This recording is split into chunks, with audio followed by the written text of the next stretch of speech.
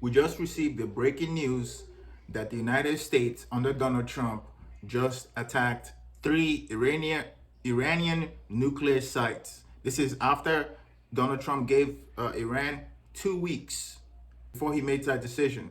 And now we know that he had made the decision. And this is 7 days after Israel attacked Iran. And obviously, 6 hours into the war with Iran, Israel realized that they cannot achieve the chief aim, which is to decapitate the Iranian nuclear facilities. So they were not successful at that. And in fact, Iran was able to get the upper hand and deliver Israel a huge blow by bombing a lot of Israeli cities. And they had to call for help. And here's Donald Trump doing exactly what he said he wasn't going to do during the campaign, by promising the American people, by promising MAGA, that he's going to stay out of the war in the Middle East. And now he's going back to the Middle East to do the same mistake that America did 22 years ago by invading Iraq. He said nothing about invading Iran, but he clearly have declared war on a country that doesn't have nuclear weapon. You know it, everybody know it, and his own intelligence agency said they didn't have nuclear weapons. Okay, let's read his message from Truth Social. Donald Trump texted, "We have completed our very successful attack on the three nuclear sites in Iran, including Fordow, Natanz, and Isfahan. All planes are now outside of Iran airspace. A full payload of bombs was dropped on the primary site, Fordow. All planes are safely on their way home. Congratulations to our great American warriors. There is not another military in the world that could have done this. Now is the time for peace." Thank you for your attention to this matter.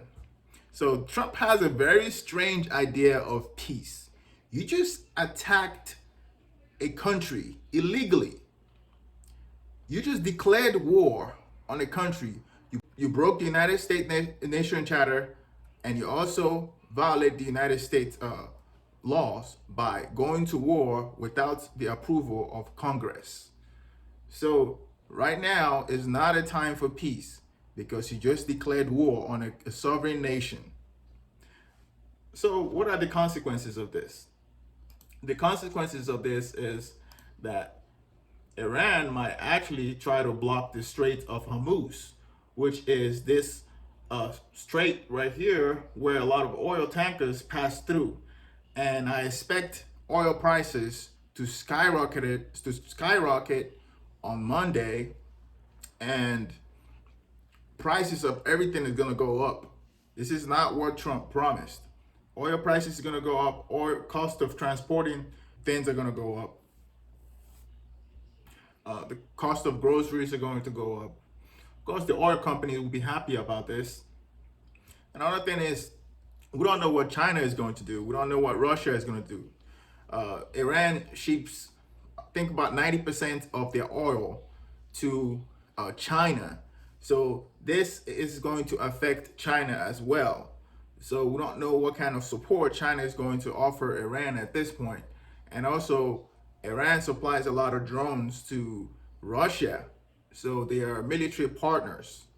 So we don't know what kind of support Iran is going to get from Russia as well. So at this point, we are in a state of war with Iran.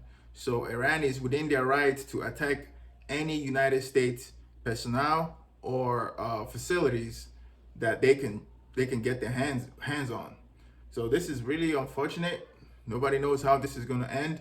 Of course, maybe Trump doesn't understand that just striking a country is not where it ends. This is just the beginning. And the site that they seem to have attacked, Fordow, which is right here, Natanz, and so they attacked Fordow, Natanz, and Isfahan. So they were inside. They were deep inside Iran. Also, another concern is nuclear material exposure. So the radiation exposure. If these are nuclear facilities, then there might be exposures that can affect Iran and other countries.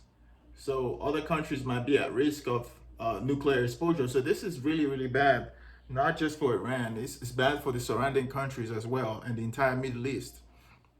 So we don't know how this is going to end, but this is definitely a breaking news, and we will continue to monitor how the situation is going. But this is not what Trump promised MAGA. This is not what Trump promised America, and we are seeing the unraveling of the Trump administration.